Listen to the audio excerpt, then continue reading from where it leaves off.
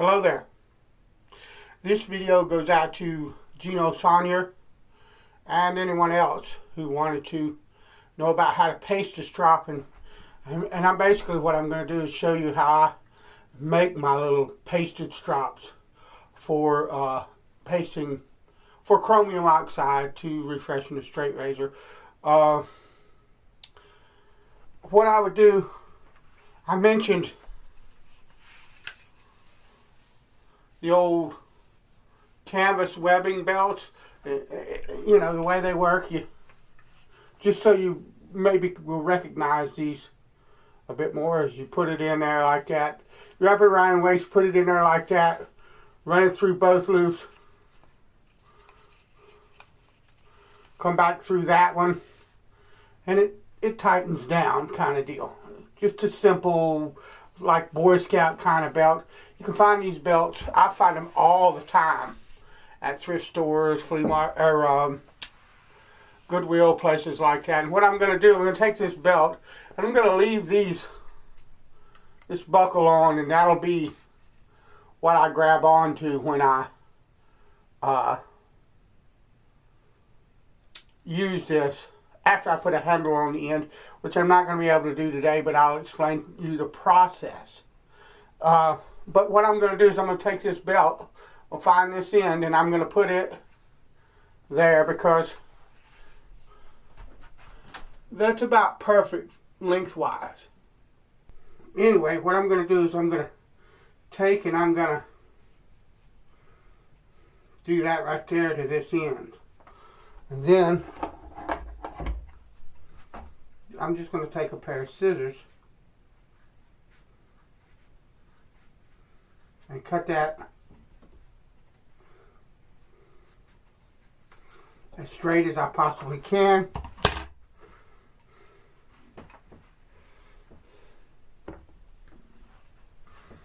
And there we have what amounts to basically a cloth strop. And what I would normally do for this end is I made me a little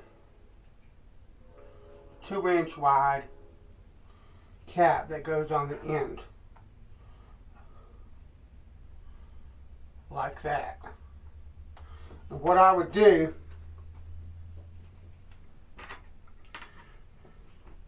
is take me a little D-ring and one of these. Now this is the package that it came in. So you see what that's called. Now they come with one of these little key ring thingies. I take them off. What I do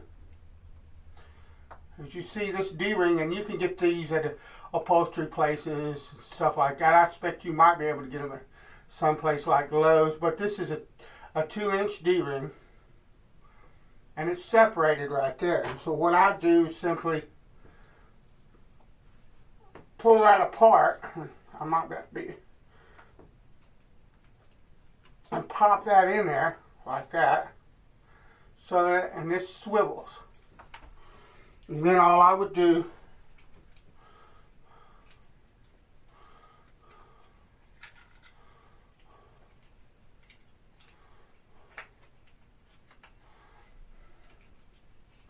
you see it's got the little relief cuts on it. Slide it onto there like that and use the appropriately sized leather punch to punch holes in the cloth that correspond to these holes, and then use Chicago screws to fasten them. But for right now, I don't have any Chicago screws, and I'm not worrying about running and picking them up right now. So I'll just, for the time being, what I'm going to do is I'm going to take some packing tape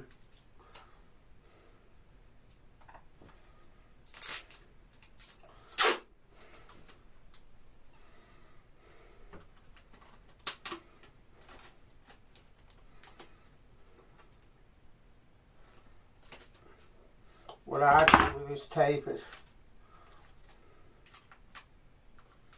because it will glue back on down onto itself, and you'll have a heck of a time getting it open otherwise. But I'm just going to take this package tape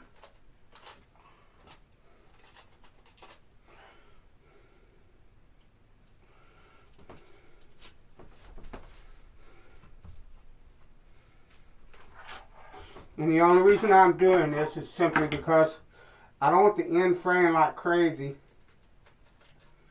until I can put that cap on it.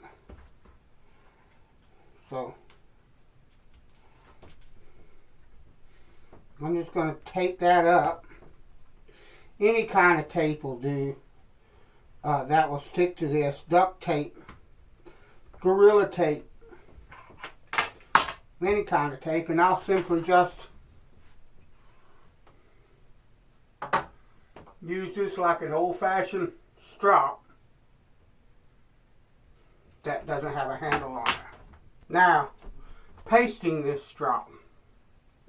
One of the things you should know about, I'm using the maggot paste. But one thing you should know about the chromium oxide is that there are some people that say that the pigment that's used in this, the green, is the same, or it is can be carcinogenic, or a carcinogen, or it can be like, I think, parabens, that it's a genetic modifier or some such. You do what you want. This same pigment that's used, the green there, is used in a very, very popular green. I think it's phthalo green, or one of the greens that's used in some of the oil paints for like artist paints. And I've got enough of that on my fingertips through the years that a little bit more of this ain't gonna matter. I don't care, because I believe people go a little overboard with that. You do what you want. I don't think I'm gonna have any problem with it. So what I'm gonna do, if you want to wear gloves, you can. The thing about this paste, a spray or a big chalk one, if you get one that is from someplace that sells straight razor stuff, probably would be applied better. This is going to be a bit splotchy, but that's all right, because you don't really need a ton of this on a strop in the first place.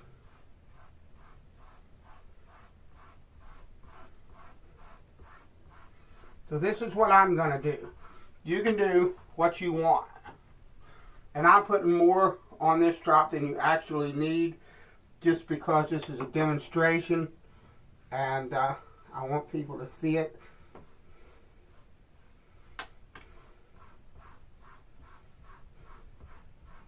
But you can use a glove, and I recommend it if you don't want it on your fingers. You know, even though it's even if it wasn't in question health-wise, you just might not want it on your finger.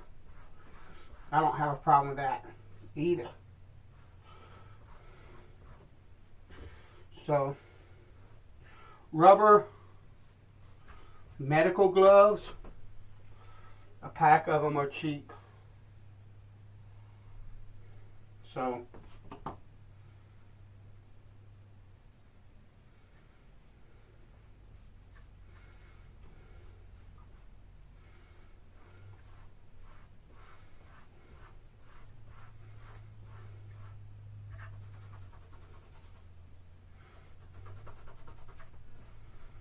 I don't care.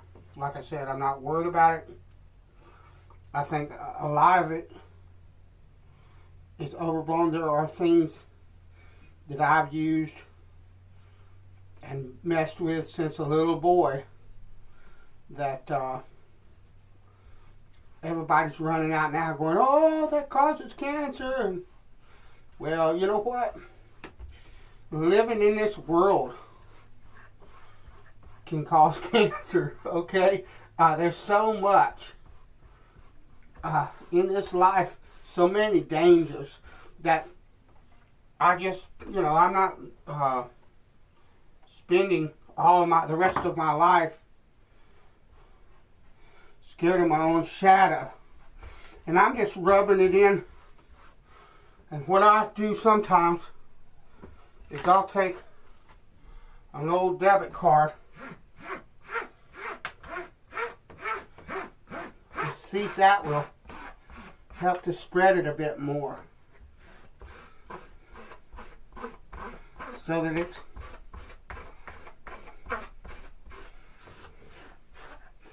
more even.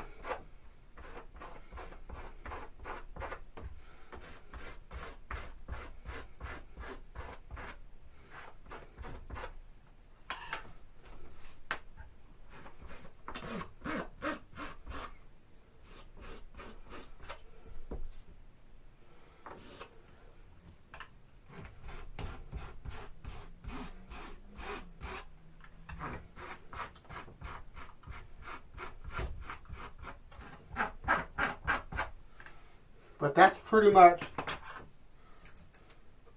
and I left a little space there for that end cap. That's pretty much it. And then of course I'll wash my hands really good. But that's basically the gist of it. Like I said, you can put gloves on if you'd like. But that's how I pasted strop. Oh, wash your hands. Even after you use gloves, wash your hands. This stuff gets on every flipping thing. So, alright. Bless you. I'll talk to you later.